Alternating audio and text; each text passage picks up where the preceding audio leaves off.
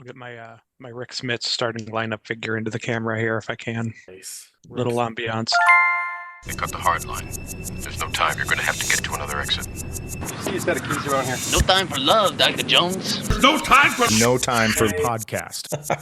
No, I can't be bothered with that. I have no time for that sort of nonsense.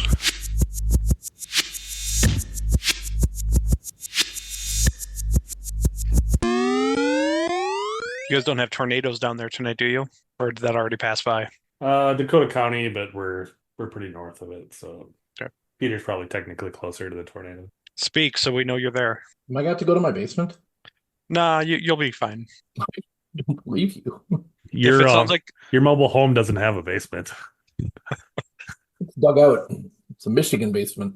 Ooh. if it sounds like there's a train passing through your backyard, just go outside and take a look. It's I had Choo-choo. everybody lives in Des Moines, and he was saying there's a neighborhood, and I forget how far, or maybe not a neighborhood, but like a city a little bit away, and they sent pictures. Might have been like a F5. It was just leveled. There was like a before and after, just leveled. And they already lived in Iowa. I know, right? Like you're already about 4 steps behind in life at that point. Is there any more depressing stuff you want to bring up while we get started? How much time do you have? Not personally depressing, just globally depressing. Yeah, let's start at the big picture. Well, do you want to talk the situation in Gaza? I mean, Yeah, we'll solve it right here, right now. I'm probably not your man. Oh dear. I did it before you guys even got here. I did a pre-intro just in case, we forget to do one. Oh, good. Was it good? No, it was dog shit. I probably said the wrong name twice. I said the wrong one last time. I forget the name of the podcast, apparently. I mean, it's in your background. It's changed too many times. Hasn't just changed once. Yeah, technically. What That's are we all, doing? that's all I need now. I'm reaching my end of life, so. Wow. And Schwartz is going to make it, right? No, at least he was on the calendar thing, he responded as no, so. Ugh, that guy's the worst. Try There's your intro. That guy Schwartz, he's the worst. it again. Take 2. We need clear audio. That guy Schwartz, he is the worst. Mm-hmm. After me, of course. Oh, let's take number 1. Is it Michael Paul Schwartz? Is that what we're going with? I can't remember his middle name off the top of my head. Anthony. Oh, he's an Anthony too, huh? Mm-hmm. Should be easy for me to remember then. I think that's right. Yeah. Gosh, I've only known him since 6th grade, so cut me a little slack. All right, it's been cut. Pete, go for the intro, or Edgar, go for the intro. Whoever wants to go for it. Start us off. Go ahead, Edgar. I can follow up. This is No Time For Podcast with your hosts Eric Kinsella and Peter Martin, and I'm here too. My name's Jason Edgar, and we're going to talk about stuff and solve that Gaza crisis probably in the last couple of minutes. So stay tuned to the end. If we don't run out of time. And action. Well, I really think there should be a 2-state solution, guys. No. We start with what we're drinking. Start with what yeah. we're drinking. Gaza comes at the end. Oh, sorry. Jump The to end. the end. Sorry, I got to open up my doc, make sure I know the order of things. Just jump into the end. Yeah. Oh, I am Well, drinking a Surly Axeman in a tiny little can. Yeah, 12 Pete, I ounce. assume you have I assume you're drinking the spotted cow again. Yeah. I don't drink much, and I still have some. So when I drink, I drink stuff I like. When you say you don't drink much, does that mean your mom is listening to this right now, or? No, it doesn't. God, if she figured out how to listen to this podcast, I'd be embarrassed. Or does that mean your doctor's listening after your last update? Yeah. Hey, I've been doing well. That's great. Yeah. How about you, Edgar? What are you drinking? Mix something? No, I'm alcohol free tonight just because I haven't been able to get to the store lately because there's just a lot of shit going on. So I'm just drinking lemonade. I'm sober just for you. How hard is it to go to the liquor store? Well, You have to ask her first. no, it's I think I mentioned my wife had knee surgery last week, Oh, yeah. and Oh. it's been a lot of hand holding and tending to things while she is in her chair and not able to do much. So yeah, didn't get to the liquor store in the last few days. Oof. Yeah. Are the girls helping out much with that whole situation? No, why would they? Come on. Don't worry, Dad. We'll help with this. No. It'll be good. It's a 6 week recovery, and we're 5 days in, and knock on wood, it'll all be good. I love that she did it before the end of the school year too. That's baller move. Well, and it's all on work comp too, so so we're hopefully won't have to pay anything, and she's already got the fancy ice machine free and the electrical stimulator muscle thing for free, and I think they're sending a wheelchair soon, hopefully, and yeah, we'll it's once we get those stairs mastered, we'll be all set. Okay, but she's no setbacks. No, not physically. Will your marriage survive this? Oh yeah, it's just it's one of those things. I've put her through several back injuries and a few ambulance rides, so I'm sure she thinks we're even. But even my worst back injury, within a day, I was still able to shuffle up and down stairs. And especially the way my house is laid out, you don't realize how tough it is to live here if you can't go up a single stair. Yeah. So once we get that taken care of, we'll be good. Have you thought about having your own like knee surgery or something like that just to kind of like get back at her? Well, I did, my in-laws were over for dinner today, and I did, she was very, complimentary to them of how much I've been helping her. But I did point out that, it was good that she had her surgery just a few weeks before my birthday and Father's Day, and that, payback will be coming. Because I know a guy, if you want some revenge surgery.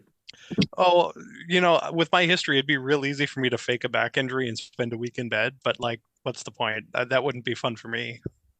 Yeah, there's a special clinic. There's a special clinic that can fix my back permanently, but it's in Las Vegas, and I have to be gone for a week. Just wait till March. March Madness. I don't have the mental capacity for college basketball.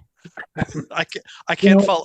I college basketball, college football, and baseball just fell off the map after my kids started getting older. I just can't do it. I've always said you're kind of a son of a bitch, but when you hey, my mom's listening. Well, she knows. The NCAA tournament, that hurts a little bit. I just don't care. It'd be if I knew some of the names, if I recognized the names and the people stayed in school for more than a year, maybe I could care. But it's every year, it's brand new names, and I don't really want to root for 60-year-old coaches. So, I'm out. Unless it's the guy that's like the fourth or fifth year senior for like, West Virginia, like, that you learn in the tournament, like the dude for, Oakland, right? I have no idea no one knows what you're talking about. Old man knows what I'm talking about. I know what you're talking about. I was about to make an Evan Eschmeyer the third joke, but I have no idea who you're talking about. Evan Pittsnoggle, like those types of guys that just there was the guy at Indiana State who were there nicknamed Kareem Cream Abdul-Jabbar. Mm-hmm. I mean, that's about the extent of my college basketball knowledge. And sadly, he got stuck in the NIT. Made it to the championship game, but who was the Purdue player that seemed to play for like 6 years? Was it Cardinal? What was his first name? Ryan Cardinal. Ryan Cardinal. Jesus Cardinal played forever. Yeah, I think Matt Painter did too. I think that was going to be my reference if I could have came up with the first name. Mm-hmm. Well, I'll talk 90s Big Ten basketball if you want. We should start a retro podcast. 90s basketball. The good old days. Lawrence Funderburk, you want to talk old OSU lineups? Sure. Might need a refresher, but I can give you my recollections from back in the day. I hated all of them. Hated every one of them. I was going to mention, Pete, that I went to the cabin and I got some new Glarus, but it was the Cloche, the Kid Cloche. The one with the goat on the front of it. It's pretty good. Kolsch? Feel like German style beers. Yeah, that was a good one. Yeah, I'll drink a Kolsch. I ain't against it. Quite a decent one. I enjoyed it. Well, next time we'll go together. We shall try. We'll make it happen. Although somehow the summer weekends are worse than the regular, the non-summer weekends as far as being busy. But we'll make it happen. We'll see. Well, I think the last time to segue in, I think the last time I saw you both was for the Vikings draft, right? Yes. In person? Yeah, probably. Yeah, that's how I saw you. Yeah, in person. Well, in any manner, really. I don't just stare at your pictures. So, well, occasionally I had those late night FaceTimes, though. Yeah, I do have. I wouldn't say I stare at your picture, but I do admire it from time to time. Yeah, I created some deepfake videos I watch every once in a while, but those are real. Those are deepfakes. Those are of Schwartz, though. So, Indiana's tied it up at halftime. well, yeah, sweet. Last three. Did Gotta give one more shout out to Rick Smits in honor of the Pacers, hopefully upsetting Boston. Favorite Pacers player of all time? That was Pretty much, yeah. Oh, man down, man down. he At was least the you, best. at least you didn't say Reggie Miller. No, Duncan Dutchman. This is the 94 starting lineup figure that I recently got off eBay, and it's kind of coming through the camera. It's also a repop. I don't know what that means. He's just making up words. It's Why? fake. It's fake. Okay, It's we a we se- reproduction. Jesus we Christus. we segued to the Vikings draft earlier, and I derailed this. I'm sorry about that. Yeah, you Yeah, brought up Rick This will all Smith. come out. This will all come out in post. Yeah, we can mix this up again. Vikings draft. So did If you're JJ gonna McCarthy bring get up a deadlift haircut yet? shrimp again, jeez. No, that hasn't come in the mail yet. I ordered that one from Germany. That one's for sure authentic.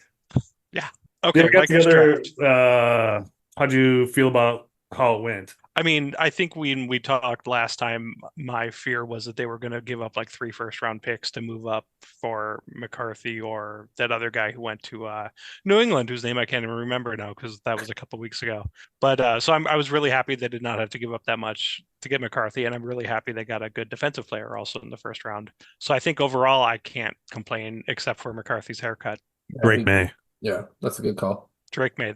And I guess the headline last week was the Patriots already regret drafting Drake May. So I don't know what they saw, but that's kind of funny. That's what they said. There was some scuttlebutt. Gotta love the scuttlebutt. But do you believe the hype?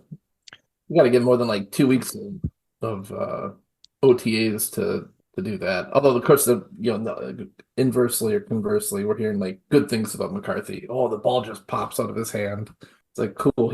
We already knew he could throw the ball hard, but that's just part of the battle. Yeah, I think his biggest adjustment and biggest struggle adapting to the NFL will be commanding respect when his hair looks the way it does. I don't know how his teammates will respond to him in a huddle in a late game situation when he's got the blonde perm. But again, I'm biased on stuff like that. He'll have the helmet, man. He'll be fine. I'm sure the helmet will just, give him helmet hair and he'll sweat it out. Does he have to I go hope up so. helmet size though with that? Is the like extra absorbent? Is it like You think he's got one of those Julian Edelman ones? Did he have a special Face helmet? Did he? I don't remember that at all. Yeah, there was one season where he got the extra padding on the inside. Okay, like a concussion. Yeah. Okay.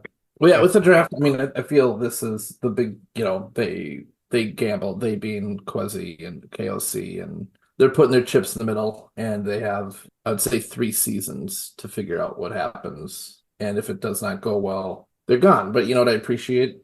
They sacked up and they actually put their chips in the middle and said, F it, instead of a bunch of quarters and nickels and dimes from the draft, we're going to get a couple dollar bills and see what we get out of it, because they have not had awesome drafts the last couple of years outside of 1 or 2 first rounders. So why not go for the guys that are more likely to pan out? And if you can get your QB of the future and do it without, like Edgar's saying, mortgaging the future drafts, so be it.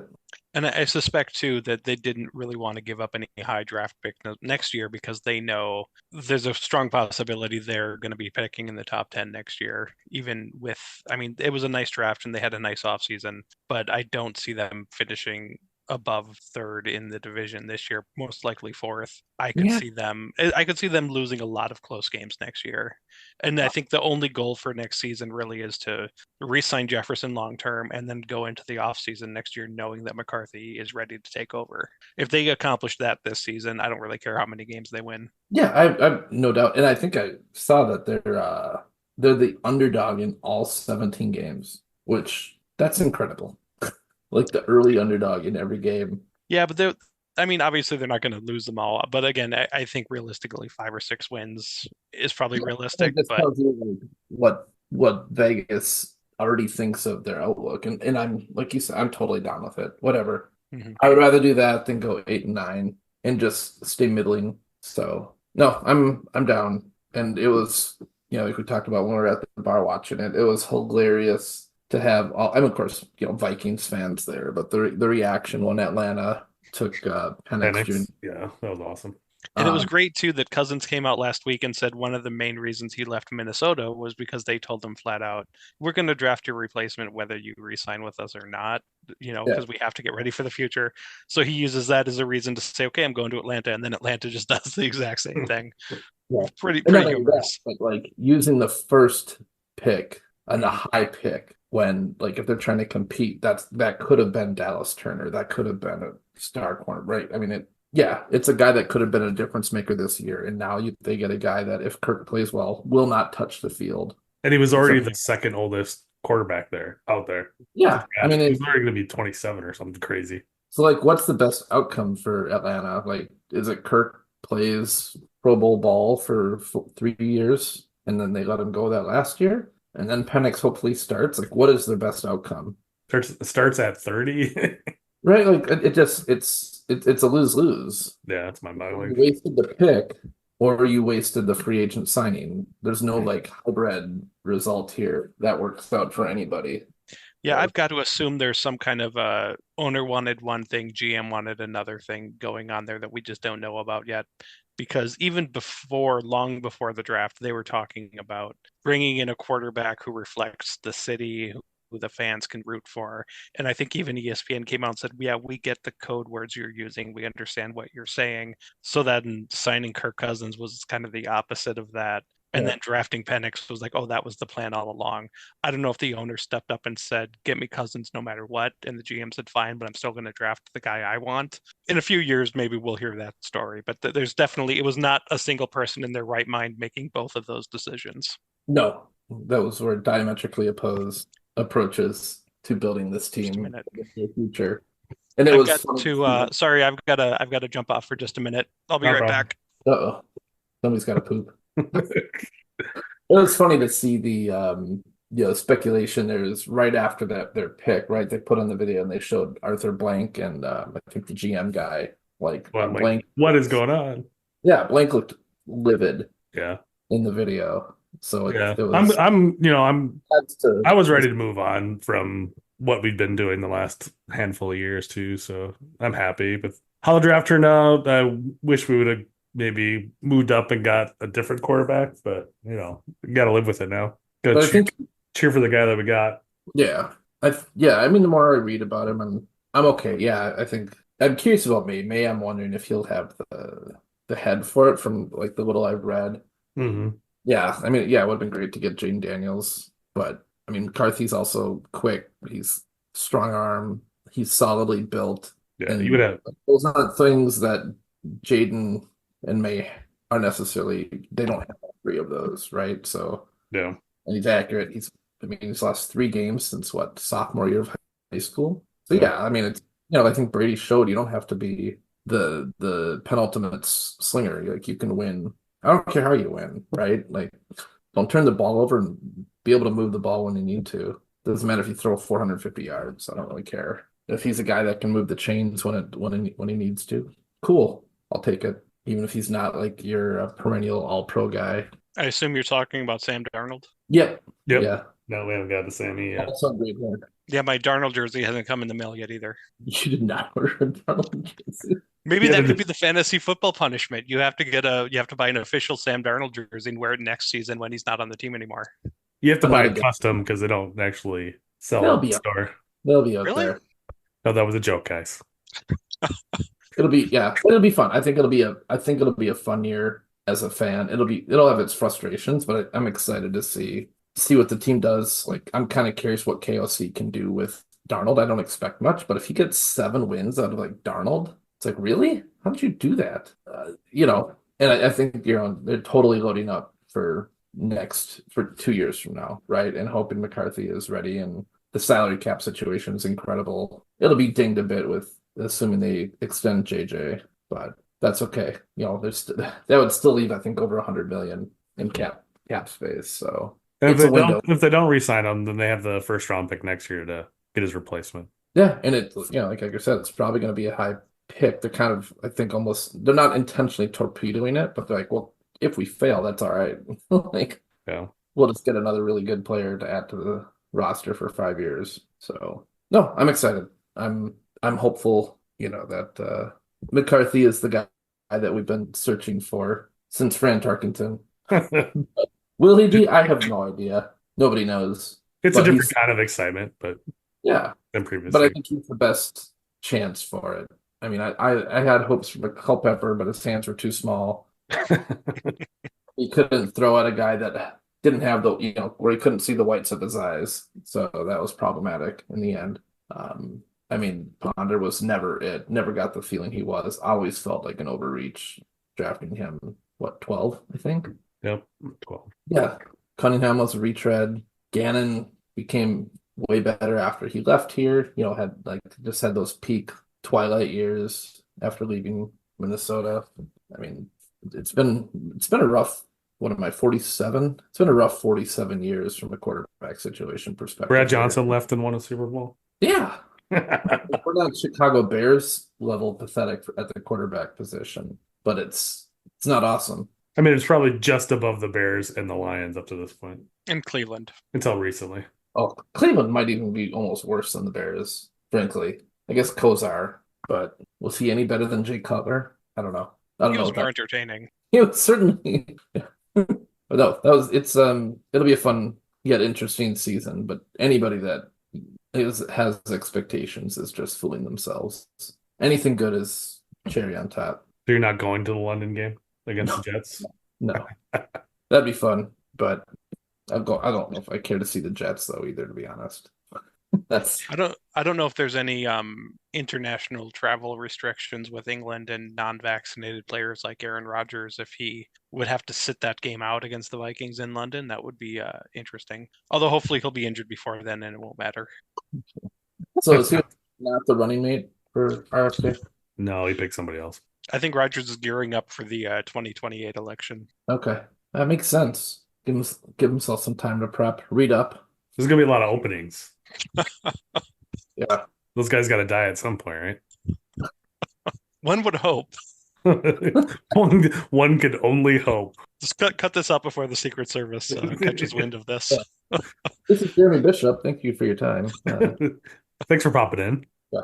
What about you, man? What are your thoughts and dreams and hopes? Well, like I was saying, I'm glad we have moved on to a different era more than anything. Wish we may have gotten a different quarterback, but it was going to be too pricey. So we got who we got, and I'm glad we didn't get the two guys that were below him.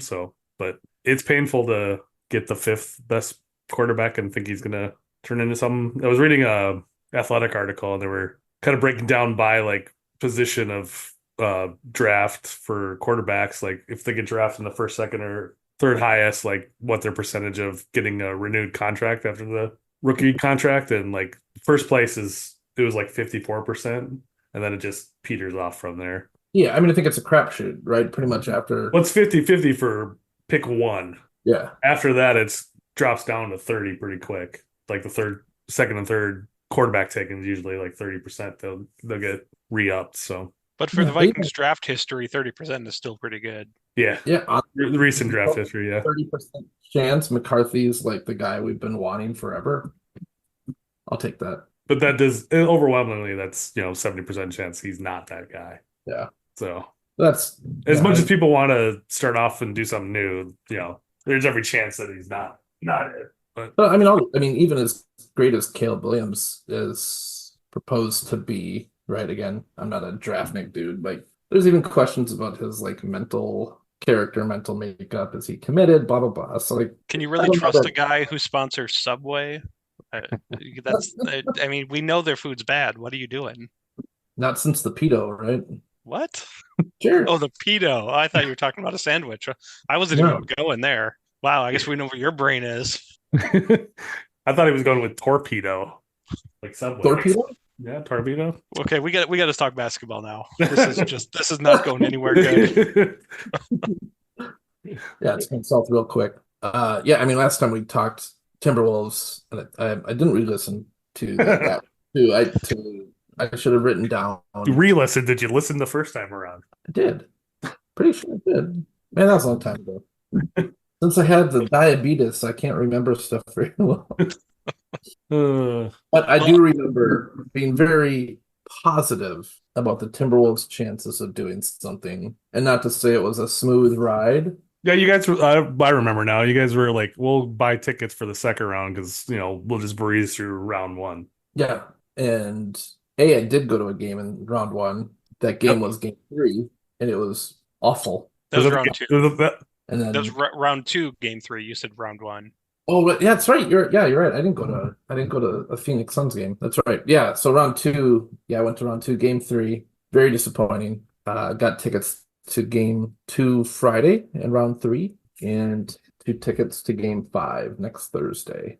So if they lose big again in the first game that you go to next round, can we I'm force you to selling. stay home the second game? Yeah, 100%. Okay, I was good. talking about this with my fam and how, because I did, like, I turned off the game part of the way in game seven because I can't stomach. It's not like I didn't think there was any chance they weren't coming back, but I couldn't stomach watching the collapse. I can't handle it anymore. And I also get a little bit like superstitious that maybe I'm the problem. And so I turned it off. I even You're a took the little wool. stitious. I'm a little bit. I took the wool shirt I had off too. I hope, This, please say you put another shirt on immediately I'm after. not an animal. Okay. Uh, but I took that off. But I kept checking the score like on my phone, kind of thing, and hoping. And then I eventually turned it back on and enjoyed what I think the very end of the third quarter and the whole, the rest of the fourth, and had a blast. And people might say, "Oh, you're not a true fan. You didn't watch. You didn't believe." It's like, man, I can't handle watching the collapse, and I'm okay if I miss them clawing back. Because if I honestly think, like, if I'm the problem watching it, and I don't know if you guys remember that from, was it the hockey playoffs with the Wild? And I, like, every time I turned the game on, the other team scored like a year and a half ago, 2 years ago. So I just said, fuck it. I kept turning them off. I just didn't even watch them, and they did well, like when I didn't watch. So I feel like I'm not saying there's a correlation, but I get a little superstitious on that stuff, and I do what I need to to try to help me. Podcast listeners should, bet the under on Tuesday. Mm-hmm. Yeah. 100%. 100%. Straight money line. Wonder. So Oh. I have to admit I don't remember exactly what I said last time about the Timberwolves chances, but they've played 11 playoff games up to this point, and going into every one of those 11, I've said to myself, they're just not going to win this game. Something's going to happen. This is the game they're going to lose. And honestly, looking ahead to Dallas, I know in my brain they probably have a better team than Dallas, but the 35 years of being a abused Timberwolves fan just has me believing they're just not going to win. They can't possibly win. And the game seven the other night, I watched it up to the first play of the third quarter. So coming out of halftime, it was pretty clear they had to either get Rudy involved or they had to bench him because he was just taking up space. So the first play of the third quarter, they do that little play where Cat takes it into the lane, and before he commits a stupid foul or turnover, he just lobs it up to Rudy when the double team comes, and they botched it. Rudy fumbled it. It went out of bounds. And I said, okay, that's it. They know what they have to do. They just can't do it. They were done by 20 a minute later. And at that point, I said, okay, I turned down the volume and I started reading a book just with the game on in the background. And it wasn't until they were up by like 10 with 3 minutes left that I thought, oh my God, they might actually win this. Just that abused Timberwolves fan in me won't go away. So it's rough. I mean, and people, don't have that loser mentality. It's like, motherfuckers. Those are the bandwagon fans who haven't been following the team for the last 35 years. They're the ones who say it's Naz Reid. I don't want to hear the 5 o'clock news anchor say Naz Reid ever again. You clearly don't know what you're talking about. But like, I've seen so much and experienced so much heartache as a fan over the years. Like, it's really hard not to like instantly fall back into that mentality. But exactly. And when you saw Scott Foster was reffing that game seven, you knew, they're on the road. Scott Foster, it's not going to happen. And that was an absolute miracle that it did. Yeah, I mean, like getting Cat to a couple of fouls Cat had on Rudy, like the last foul on Rudy, it's like he didn't even touch him. Mm-hmm. Yeah. Like, what are you calling? He Foster did what he could to extend it. That's what or not extend it, but to hand it to Denver. That's what they call him, the extender. It's what he does. And it's hilarious because going on Twitter and whatever, Denver fans bitching about the reffing. It's like, are you fucking kidding me? No, they're getting called all the time. Yeah. Yeah. I mean, so how many playoff wins do you think it's going to take for you to get over your Minnesota fandom, where you start feeling like it might Honestly, actually happen? like if they would have to win the title, Yeah. and even if they do win the title, I won't have any confidence next year. It's a new slate, man. It's a brand new slate. Yeah, Add to I the mean, roster. you have people are already talking about the dynasty with Ant, and he's the next Jordan, and there's multiple titles. Like, no, that's just not how Minnesota sports work. You're never going to convince me until it happens. When And I'm at those- parade number 4, then I will believe it. Yeah. I mean, honestly, I mean, since 1991, if they were to get to the finals, right, that's a hurdle we have not seen since we were young teenagers across the major men's sports in Minnesota, right? Like that's different. And that Game 7 win was different. I do believe this team, I'm not saying they're going to win it, but they are different than what we've had before. They don't have a, not that like all these Minnesota teams even had loser mentalities. Like they don't. These professionals don't think about that shit, right? No, They especially if somebody's 22 or whatever. Like, Yeah. and like, And that's I think part of what's odd and beautiful about the team is that their kind of on court leader is 22-year-old and just doesn't give a fuck. He just doesn't care. bring your ass. Yeah. He's and some of the fans, it kills me too. Like just opposing fans just hate him. Like all the Denver fans hate him now. It's like, oh, fuck off. He's a good dude outside of the send a video. That's a different story. But other than that, like he's just a fun-loving dude out there, and like he'll say, "Oh yeah, that guy kicked my ass." Like he'll talk shit, but he's not like Jamal. Like I came out with zero respect for Jamal Murray being such a bitch. He was repulsive. I don't think Jokic, totally good with Jokic, right? But I could not stare myself in the face if I was a Jamal Murray fan after that series. And going back to, was it game 1 or game 2 when he threw the heat pack onto the floor? I don't remember if anyone's ever specifically asked him, why did you do that? What were you thinking when you did that? I mean, it was obviously he was pissed off at the ref or at whatever, but I don't remember him ever having to answer that. Well, he took off. He didn't do interview. He just left the stadium right away, or the arena right away. And then it's like before Game 3, he was doing an interview like the night before Game 3, right? And they asked him about it, and he said, anybody have any basketball questions? Oh, so he didn't. Nice. He didn't even just say, I was pissed off, I was frustrated, I made a mistake. 100% bitched out on. Wow. Man. Yeah, fuck that guy. It was pathetic. And then hearing like Ant talk about how he last year during their series like went to them when they're at a restaurant eating and like mocked them like personally in a restaurant. It's like, man, this guy's bush league. Like there's trash. The what Ant does to me is funny as shit, but that personal shit is just different. I don't know. It's not personal with Ant, except for with Jamal Murray because of that that moment. He does not like Jamal, and I think Booker too. I think he had issues with Devin Booker, which I totally get because that guy, same thing. I came away with very little respect for Devin Booker because that guy's a bitch. Yeah, it kind of seems like the common theme is that guys like, Murray and Booker, they put up great numbers, they're great players, all-star level, whatever. But then they have to go up a team that actually plays defense, and then you kind of see what they really are. And you wondered, like the last 10, 15 years of NBA, where there hasn't been that focus on defense. How many guys just skated by playing against lax defense for their entire careers? Not to call out Steph Curry in particular, because, we don't want to go down that road.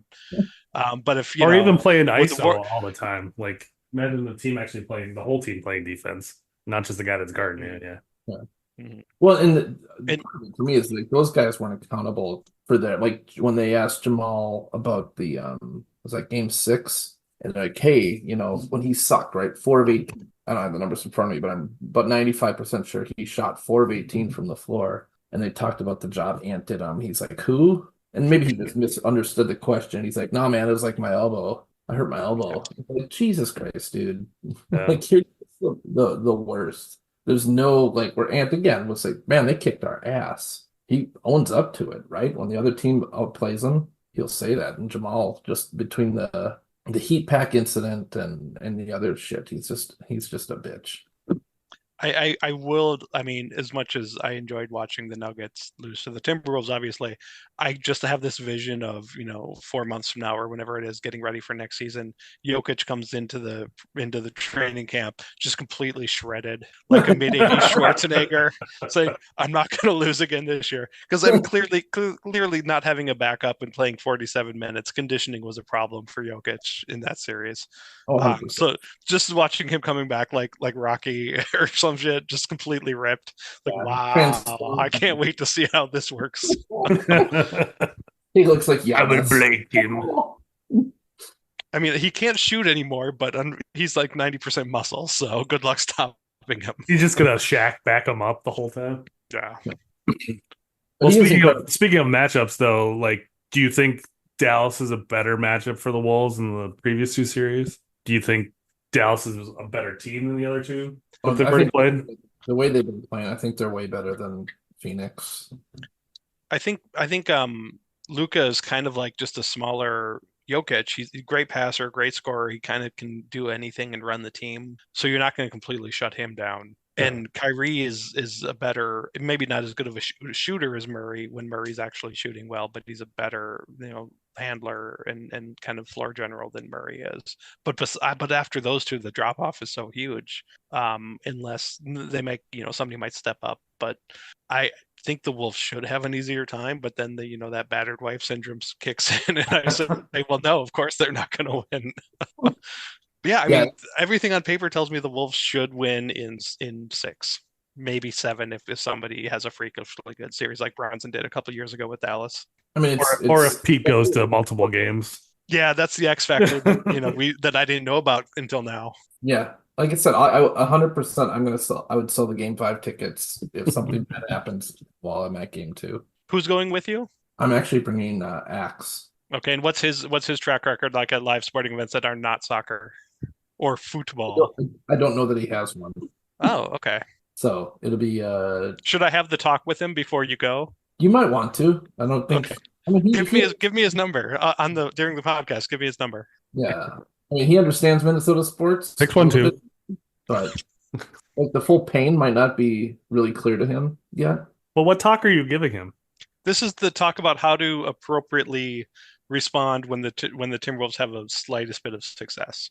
Don't go crazy. Don't be one of those bandwagon pretty people who are just there because they know there's going to be a camera there. Nope. The true fan claps politely, cheers once or twice when there's a big play, and it leaves the arena without talking shit because they know there's another game. Nice. But yeah, so all you kids out there, you're not sweating bullets with a 20-point lead. You don't know what's going on. Mm-hmm. You don't know how to hit. You don't know how to do it right. And if I ever hear your kids say Naz, I'm going to slap him. I don't care. I don't care what you say.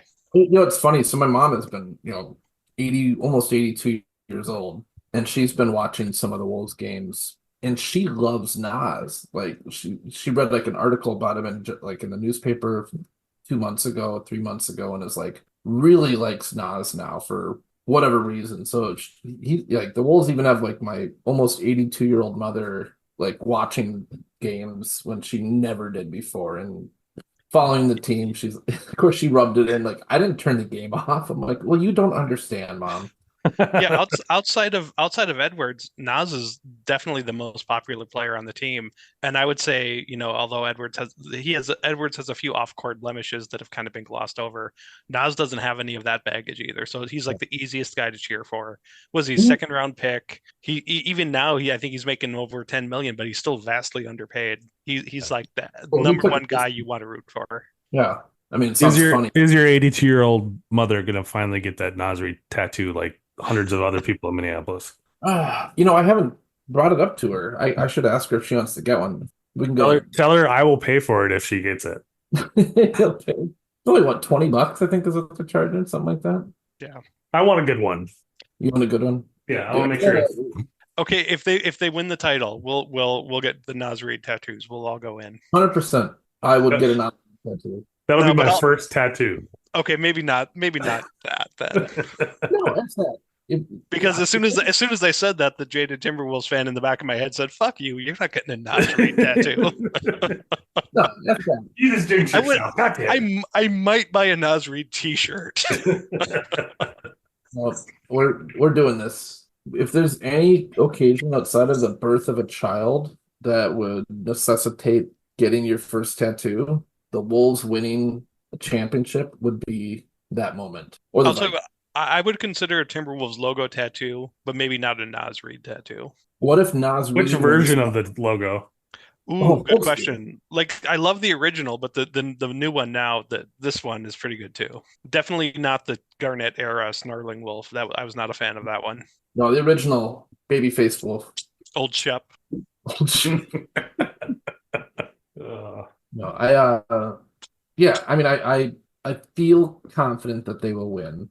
I would not be surprised if they don't because Dallas, I mean, no, watch some of the OKC stuff. They're a good team. They have a lot of length. Their defense is really good. So I admit I haven't watched much of the other of Dallas's playoff games so far. Who's like their number 3 scoring option on that team? Oh, PJ Washington, he might actually be number 2. Isn't he like 40 or am I thinking of somebody else? I think you're thinking of somebody else. I mean, that's the thing. They're so different because they had 2 or 3 pickups at the trade deadline that are like heavy contributors. So that's kind of where put them over the edge there. Yeah, so I'm no expert, but I mean, they're not the team that the Wolves played 4 times early this year. They're just not that team. Yeah, I was listening to Dane Moore podcast, and they were going over like the 4 games, and they're like, this team is so different, it doesn't really Doesn't matter, right? matter. Yeah. And then the first 2 games, one of the 2, Luka or Kyrie were out those first couple games too. So Yeah, I think Kyrie missed 3, Luka missed 2. Yeah, and one was in Jan. I think the one we lost, I think, was during our January slump, which was awful. yeah. So I honestly don't know. I mean, you could probably roll a dice. I would say it's a 55-45 Wolves win. Yeah. PJ Washington is the third leading scorer. Kyrie's 21 and PJ's 14. Okay. Derek Jones Jr., 10 points, and then it gets below 10 pretty quick. Yeah, that's the thing. But they also have, their number 1 guy scores a lot, can score a lot. Almost averages, 27 points a game. That was regular season, though, right? Yeah. So do we start Luka Garza and have him goon up Doncic's knee in the first game? Oh God, 100%. Have him go Kermit Washington on that ass and call it a series. Yeah. He can ride off to the sunset with a nice private payday from A-Rod and Glory or whoever owns the team. We just got to get one of the local media people after game 1 to ask Kyrie what he thinks about Gaza. And that is a segue into our final segment of the show. Yeah. Do something to get him suspended. Yep. PJ Washington is only 25. He's from Kentucky, so I think I must be thinking of PJ must be a Tucker. different guy. Yeah. Tucker's older for sure. No. But yeah, I mean, I think they'll, and I think it all depends. Those first 2 games are going to be huge. Making sure we don't let one slip. Yeah. Protecting home court is going to be big. I don't think Dallas is an easy place to play. Yeah, I think Denver's a better overall team, and I don't know, but Luka could just go crazy, and No, but I mean, they can survive one dude going crazy. No, that's true. They can survive 2 But Luka could also get Luka and Kyrie can get everybody involved. That's a bigger problem, right? Like it's kind of like Jokic. It's okay if Jokic gets 35. It's not okay if he gets 35 with 15 assists. Yeah. That's where you're in. That's where you're in big trouble, and that's where we didn't get lucky. But in game 4, what was it? The other after Murray and Jokic, the other rest of the team had 21 points, starters included. 21 points from everybody else. That's incredible. Yeah, and a lot of that was bad shooting. But Nuggets fans say it's all bad shooting, but it's a hybrid of bad shooting, bad choices, and good defense, I think. But one thing the Wolves do have going for them, though, is in terms of if the league were fixing the games and you wanted the best media narrative, I think Minnesota winning would be a better story than Dallas winning. Putting Minnesota up against Boston or even Indiana, I know it's 2 small markets, but I think that's a much better story than putting Dallas up there. Yep. Could finally have the Garnett series. Garnett, yeah, right? Yep. And I assume whoever that Boston's coming out of the East in that matchup would be phenomenal. I don't think we would be favored. I don't think we should be favored. against But I Boston. mean, regular season, we beat Boston once, then we lost in overtime. So I mean, it'll be pretty Yeah. close. But yeah, unless I mean, if you know, if big tall white European guy whose name I can't remember at the moment, Porzingis, Porzingis. if he's still hobbled, if you know if something happens to Al Horford, then they'll have no size to compete with the Wolves, and I think that would help. But I think it's unlikely both those guys will be at 100% that deep into the playoffs. Yeah. Yeah. Yeah, this is way like happy path, right? But I mean, the Wolves have a puncher's chance. I mean, I think Denver was the kind of the big bad bully on the block, and we got by them. So Everything else gravy. Is that what you're saying, Peter? no, but I don't think our odds are going to be worse than they were to start the Denver series about winning a series. I'll put it that way. No, probably not. Probably like even sports books. There's no way we'll be that much of an underdog. I don't think, but maybe. Yeah, not coming into game one anyway, right? Yeah. So they just can't get complacent. They can't take their foot off the gas, but they also have, I think, a team that's resilient as shit, right? I mean, the most resilient team I've seen in forever from Minnesota sports. Well, I think Game 7 against Denver proved they can be complacent for the first 26 minutes, and then they'll just have to try really hard for the last 22, and then they'll be fine. Yeah. Pete, what happens if they did that for 7 games for you? Try to kill you every game. How many new TVs would you have to buy? My heart, and I scared the shit out of my wife when I turned the game back on. I'm like, all right, I'm just gonna turn it on. I can't handle not watching it anymore. Turned it on, and then I couldn't handle watching it. And my heart was just, I scared the shit out of her because a couple times I like fist pumped after like Rudy's shot. I just screamed the Ant drilling the 3 off right after that. Not right after that, but to go up, was that To go up 80? 10. Yeah, to go up 10, right? That 82-72, I think. With the rainbow shot. Both the putback dunks, I like violently fist pumped to where my wife like lunged backwards as if somehow was going to hit her. I could not handle 7 games of that. Like that's where this series, the Denver series, was so easy to watch because the games were pretty much over by halftime, right? Like they were no doubters, one way or the other, good or bad. They were no doubters. So I didn't have 2.5 hours of heart palpitations. And Game 7 felt that way for the first half too. So. Yeah, in Game 7, yeah, exactly. I mean, it was less than half of it was like was intense. So we got to get Steph to record your antics. There was 1 or 2 times I thought she might have been, but I haven't seen any videographic. Tell her to record until the ambulance pulls out of the driveway. I in the text after Game 7, I think I said like it's just my brain couldn't make sense of what was happening. And I mentioned earlier after they got down by 20, I kind of turned my attention away from the TV, but still had it on in the background. What got me back to paying attention was in the beginning of the fourth quarter, I heard Kevin Harlan say, "The Wolves take their first lead since 1918." And in my brain, I thought the NBA didn't exist in 1918. What is he talking about? And then I turned back to the TV and I saw, holy shit, they're up by 1. What happened? Like that. Literally, my brain could not process what I was hearing.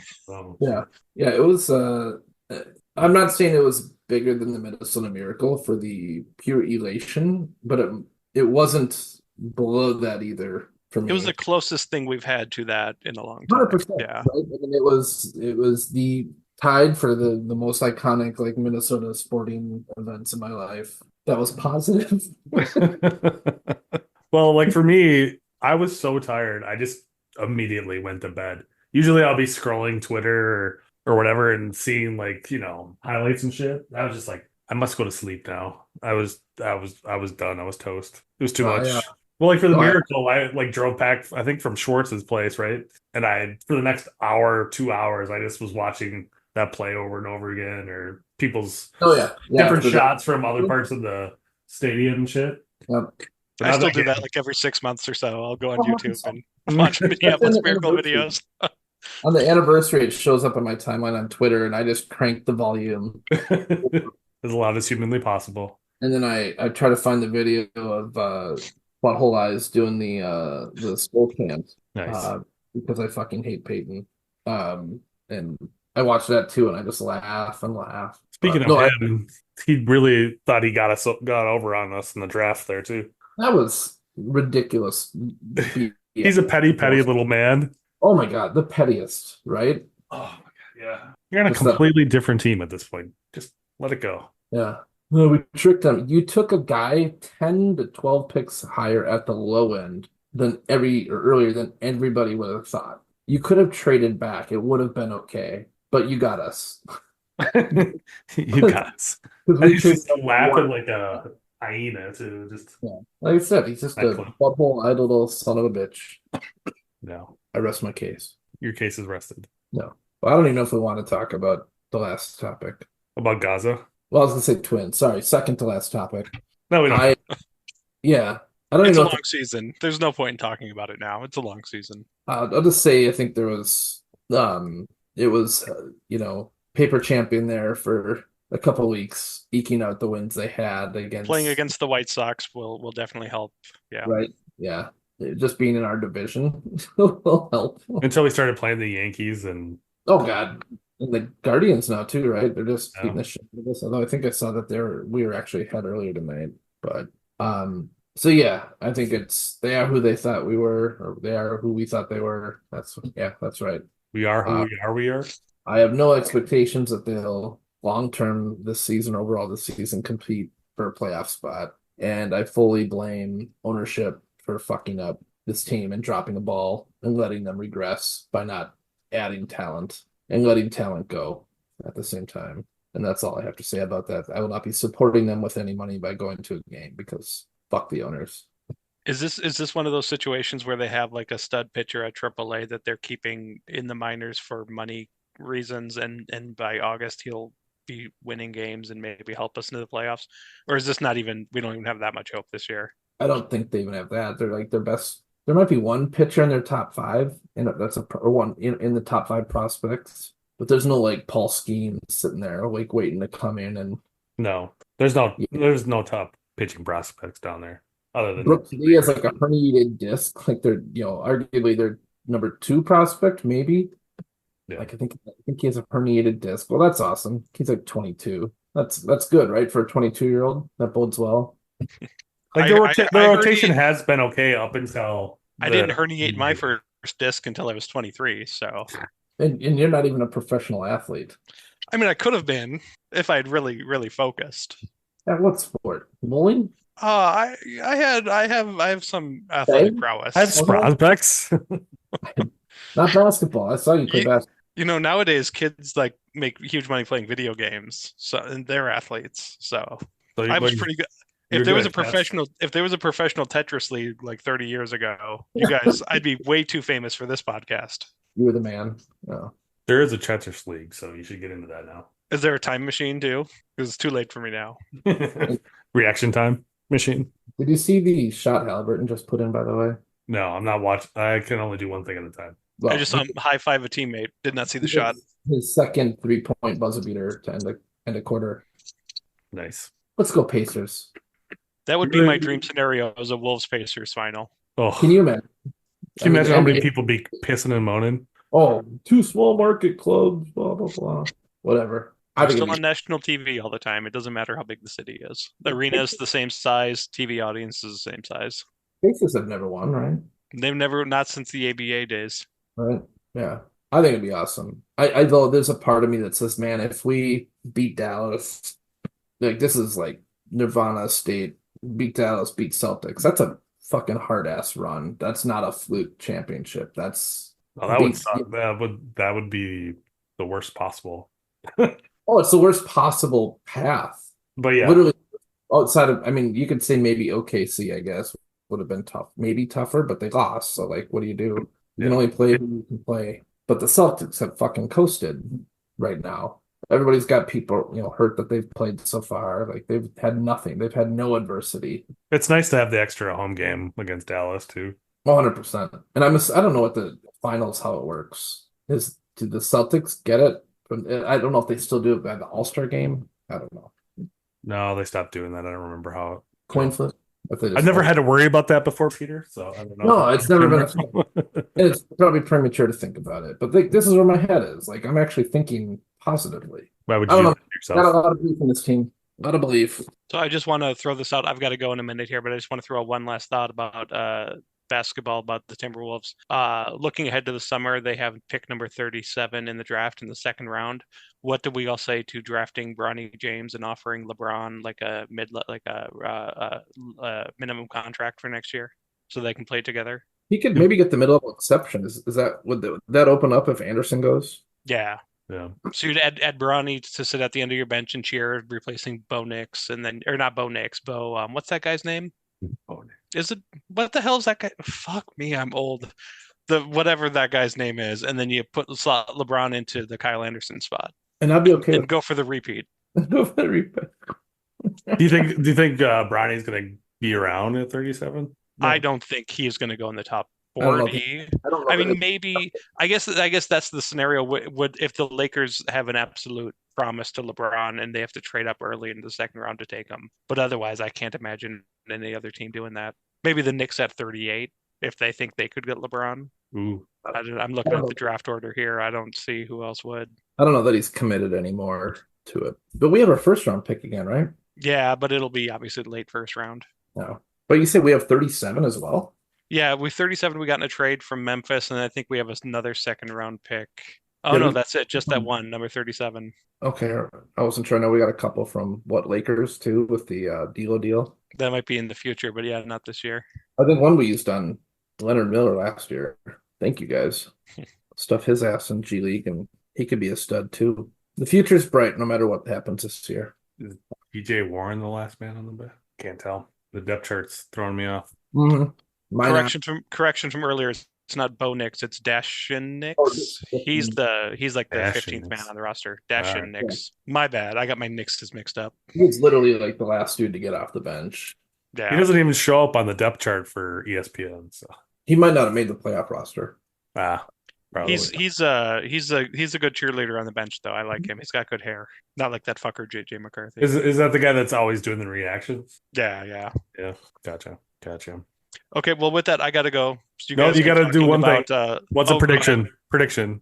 I mean, my heart's telling me Dallas in 4, but my brain my brain's gonna say Minnesota in 6. All right, now you can go.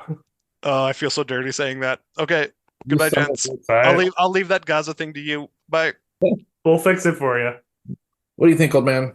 I have no idea how the series is gonna go. I think I'll say Wolves in 7. I want to be super optimistic and say Wolves in 5, but that seems ridiculous. Yeah, that'll be I mean that'd be I would say that's not expected. Yeah, no, I just Yeah, that's a lower expectation outcome I think than 6 or 7 for 6 sure. or 7 game series. Yeah, I don't. That's just the way my heart's leading for some reason. Yep. But it's been wrong so many times. I'll put it this way. I don't see Dallas closing us out early. I also haven't seen enough probably Dallas games this year to really know how that team runs. Other than that, I mean Minnesota's just weird because we have 5 guys that reasonably could put up 20. Reasonably, it could happen 2 games, 3 games in a 7-game series. I don't know those that guys is the guy that comes off the bench sometimes. and one of them is a bench guy. In fact, he's not the last on that list, probably. Yeah. Right. And then we have Rudy's never going to get you 20. He might have done that twice this year. Yeah. But Rudy can get you 15. Nah can get you 15 in any game, any random game. Yeah. I don't think there's anybody has that scoring depth and the defensive depth. That's part of where my confidence comes in. So I think Dallas is more dependent on their stars, their top 2 big guys producing, just like Denver was, than Minnesota is. I also don't think Dallas probably will double team Ant as much as Denver did. Now, I might be wrong, but it just when they played earlier this year during the regular season, they didn't seem to do that very much. And I don't know who they're going to put on him. I don't know enough. Like you said, I don't know enough about. Well, they might have to put 2 guys on him to guard him, but I don't know if they got 2 guys that can stick with him for the whole game. Conversely, the question would be: is Jaden strong enough to stick with Luka? Because we're way better off with that matchup on our offense versus Ant because he's so strong, having to play Luka, and being gassed from playing Luka and maybe getting in foul trouble. But I've heard even too how well that I don't remember how well Kyle Anderson played Luka too. Yeah. Like if he can play 10, I'm not a big Kyle Anderson guy because he's just he's not a black hole with the ball. He's the opposite. Like he's not a threat No. offensive. Unlike last year where he was confident. Yeah, the He was, series kind of shit at the end of the year. all year he's been like that. I don't know if it's the eye injury from last playoffs, if he's never really been the same. That's the only thing I speculate because since day one this year, he hasn't been the same. But it's good to know that Who's Dallas is big? Who plays center for them? They have Lively and Gafford are their two. Lively, yeah. He's a rookie thing. Yeah, pretty sure he's a rookie. I mean, that's where we benefit because Lively's like Rudy, right? Lively, I don't think Lively's the guy that's going to shoot more than like 4 feet out. He's a dunk. Yeah. So cool. You know what that means? Rudy can just sit at the hoop. Yeah. You can pitch a tent, the little circle, half circle moon. Yeah. And I don't know that Gafford's much of a shooter. So and Hardaway Jr. is a guy that can kind of get hot occasionally, but I don't know how much he actually played. I have to look that up in the last series. I don't know if he's getting a lot of minutes. Yeah, I don't know about the last series. It looks like he got during the regular season 14 minutes a game. So yeah. So but that time always gets shrunk in the playoffs, right? So yeah, 8 minutes, and then you're not worried about a guy playing 8 minutes. No. Our top 2 bench guys probably play 25. But if Cat has to sometimes play Luka, he showed that he could stay with somebody, and he gets in foul trouble all the time. But he's phenomenal. Even if he wasn't always there offensively, defensively, he outside of the dumb fouls, he actually played freaking great defense again in this series. Yeah. So Jaden can't do it the whole game, then maybe Cat sometimes has to. Yeah. It's going to take a team again, but I think we got, even at worst, if or Ant has to guard Kyrie, okay, cool. But who's on them? Nobody on their team outside of those two is going to counteract Cat's ability on offense or Nas Reed. I don't know. I'm confident. We will win. I'm not guaranteeing it. I wouldn't put money on it. I think it'll be 6 or 7. I'm hoping. But it'd be nice to get that's too much to ask for. Get ours done a little early, and right. It would be nice. And with the Celtics playing tonight, the Celtics could sweep the Pacers. I don't know. Pacers are good at home, so maybe they'll take a couple. But it shall be interesting. It is nice to be one of the last 4 teams still alive for the first time in 20 years. Yeah, and like you guys are saying, how many times did we think the Garnett era was going to last forever, and they never put anybody together, and so you got to live you can't think about the future too much. You got to live in the now. It's nice that they're there, but maybe we have the one chance. But I'd also probably left not for a championship. So yeah, we'll see. We shall see. You think Jimmy Butler's kicking himself in the butt at all? I don't know. I think he's too arrogant to even consider the possibility. Yeah. He would have had to wait around for Ant to show up too. So and there's a part of me that's he wasn't wrong. No, with the guys that were there at the time. But that's also not his style of, in quotes, leadership was not beneficial to the team, the young team we had. No, you weren't. Obviously, you're not reading the room when you think you can berate Cat and motivate him. You look at what our 22-year-old guy has done, and the way he's lifted up Cat is crazy. Yeah, those are different personalities. It's almost like Ant's from this generation and he's from another. He's from an older school.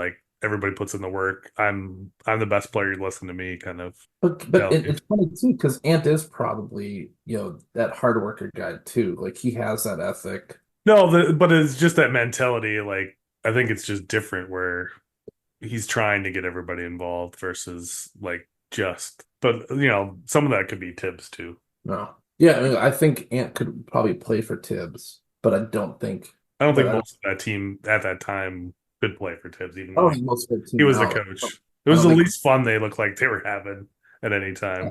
I don't think Rudy could play for that guy. These guys need communicators. You know what I mean?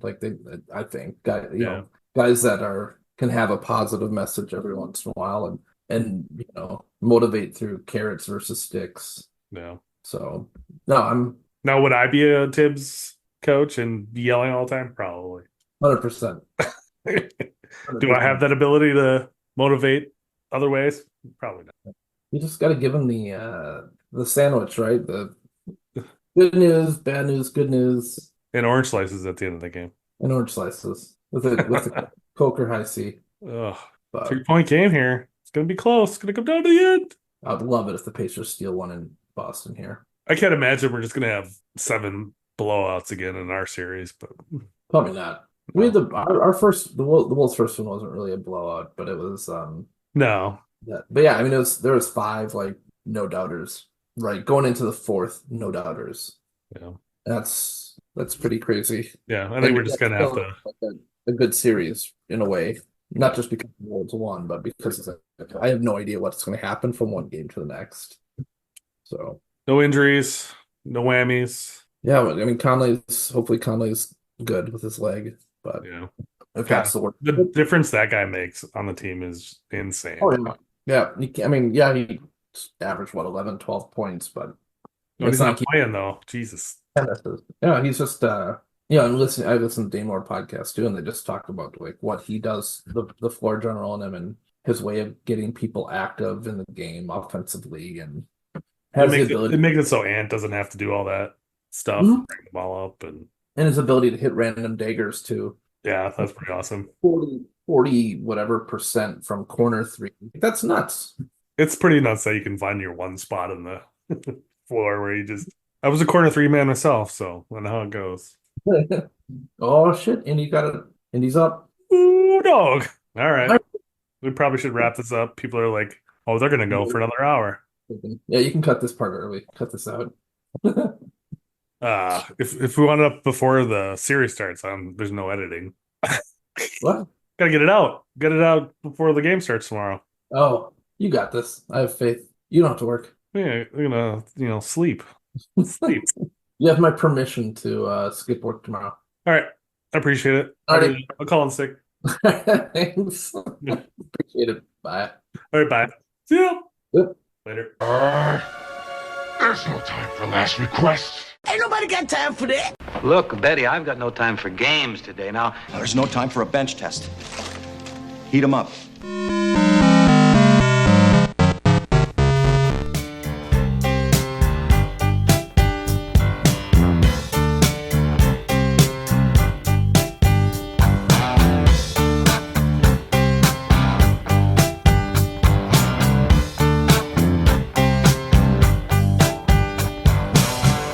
Saw a werewolf with a Chinese menu in his hand,